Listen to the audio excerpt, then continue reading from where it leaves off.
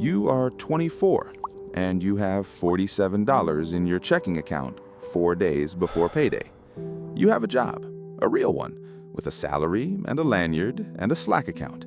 You are not supposed to have $47 in your checking account. Nobody told you this would happen. Nobody told you that doing fine and financially stable are two completely different sentences, and you've only ever lived in the first one. You open the app anyway. You always open the app anyway, the way you press on a bruise to check if it still hurts. Here is what your last month looked like, roughly.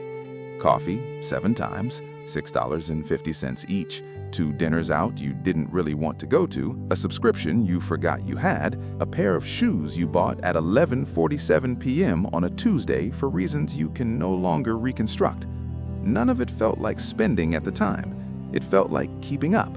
It felt like being a normal person your age, doing normal person things, having the normal person life you saw everyone else living in photos that were, you would later learn, mostly staged for the camera and not for the life. You don't think of yourself as bad with money. That's the part that gets you. You're not reckless, you just leak. A little here, a little there, until the leaking is the whole system, and the system is invisible because it never feels like one decision. It feels like 100 small ones, each too small to examine. You don't know it yet, but in 6 months, none of this, the $47, the shoes, the leaking, is going to be true anymore. You don't know it yet because you haven't hit the night that changes it.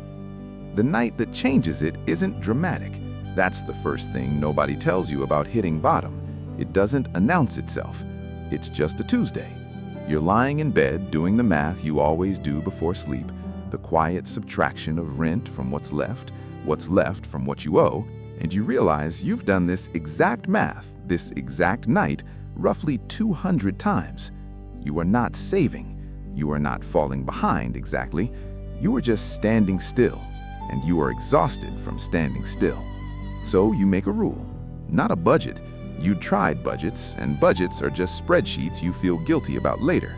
This is simpler and stupider, and it works. No discretionary spending. Not less, not mindful, none. If it isn't rent, food you cook yourself, or a bill, it doesn't happen. 90 days, you tell yourself. You can do anything for 90 days. What you don't say out loud, even to yourself, is the real reason you're doing this. It was never really about the coffee or the shoes. Those were never the disease, just the symptom. The truth, the one that takes longer to admit, is that spending had become the thing you did instead of dealing with whatever you were actually feeling. A bad day meant a delivery order. A boring Tuesday meant a new pair of shoes at midnight. It wasn't about the shoes. It was never about the shoes. The first week is easy, almost suspiciously easy, and you feel a little smug about it. The second week is not easy. A friend texts about drinks on Friday and you say you're busy, and you're not busy. You're $47 in your account, and lying about it feels worse than the truth would have been. You start noticing things you never noticed before. How many decisions in a day are secretly spending decisions? The coffee shop on your walk to the train, the delivery app icon sitting on your home screen like a small patient trap. You delete it. You feel ridiculous for how much better that makes you feel, and then you feel ridiculous for feeling ridiculous. You cook the same 4 meals for 6 weeks, rice, eggs, whatever vegetable is cheapest that week, and you get weirdly competitive with yourself about it, timing how fast you can make dinner, not because you're busy, but because you've started treating it like a game you're allowed to win. Your roommate asks if you're okay. You say you're saving money. She says for what, and you don't actually have an answer yet, which bothers you more than the question did. There's one night, week 5, maybe 6, where you almost break it. A friend's birthday, a restaurant you can't really justify, everyone already ordering. You open your banking app under the table, not to check the balance, but to remind yourself why. You order water. Nobody notices. You notice. Nobody tells you that the hardest part isn't the spreadsheet, it's the people. Around month 2, you stop getting invited to things as often. Nobody says why. Nobody has to. You've said, "I can't this weekend," enough times that people quietly stop asking. And there's a specific kind of quiet that follows an unspoken exclusion. Not cruel, just efficient. Everyone's just optimizing their own social calendar around the friend who always says no. The one that actually gets you is the trip. 3 friends, a long weekend away, a group chat filling up with flight screenshots, and a shared document titled Airbnb Options, palm tree emoji. You watch the messages arrive in real time and you feel something you don't have a clean word for. Not quite envy, not quite grief. Something closer to watching a version of your life happen without you in it. You type, "I'm in," and delete it. You type, "Can't make this one, budgeting hard, RN," laughing emoji. The second you send it, like you have to apologize for the sentence before anyone can judge it. This is the part where you're supposed to feel proud of your discipline, and instead you mostly just feel like you're missing your 20s. You keep waiting for the rule to feel like strength. Some nights it just feels like being left out with better spreadsheets. You start doing a private, ugly kind of math. Not the money kind, the other kind. Is this actually worth it? What if this is just what broke feels like when you dress it up as intentional? You don't have an answer, you just have the rule and the fact that you haven't broken it yet. And increasingly, that has to be enough on its own, because nothing else is proving it was the right call. Then, in month 5, your car needs a new alternator. $480. Not a catastrophe, not even close to the worst thing that's happened to your car, but historically, this is the exact kind of number that used to wreck a month. You'd have put it on a card and spent the next 6 weeks quietly panicking about the balance every time you open the app. Instead, you just pay it.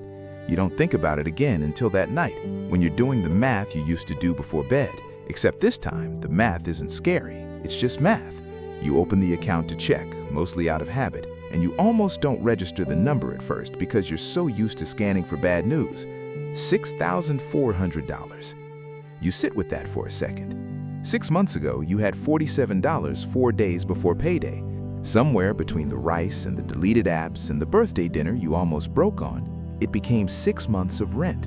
And you genuinely can't point to the day it happened because it didn't happen on any single day. It just happened. Somewhere around month 7, you're standing in line at the same store where you bought the shoes, the ones from 11:47 p.m., the ones you can't fully explain buying. There's a similar pair in the window, on sale, and you catch yourself doing the old calculation. You could get those. You wait for the pull, the old familiar tug that used to feel like wanting something. It doesn't come. You stand there for a second longer than you need to, almost checking, the way you'd press on a bruise to see if it still hurts. Nothing. You're not proud of yourself exactly. It's not a moment that feels like a victory. It just feels like nothing, which is its own kind of strange, because for years, nothing was never how you felt in this store. You think about the version of you who used to stand in this exact spot, scanning a shelf for evidence that she was doing okay. You don't feel sorry for her. You just don't recognize her as urgently as you used to, the way an old photo of yourself can look like a stranger wearing your face. This is the part nobody warned you about.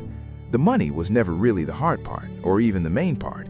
The hard part was needing, constantly, to prove to everyone, including yourself, that you were fine.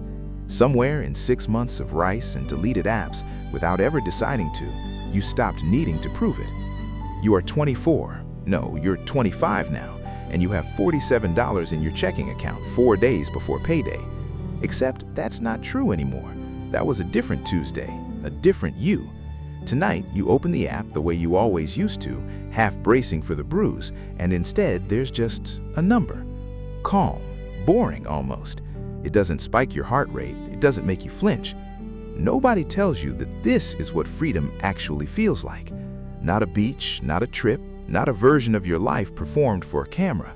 Freedom is opening an app at 11 p.m. and feeling nothing at all, because for the first time, you don't need it to tell you whether you're okay. You still don't know what you'll do with the number. Buy a home someday, maybe? Or just keep letting it sit there, quiet proof of something you're still learning the shape of. But you know this much, you're not leaking anymore. And you're the one who gets to decide, finally, exactly where it goes. If you enjoy stories that make you think differently about money, time, and the decisions that quietly shape your future, subscribe and join us for the next one.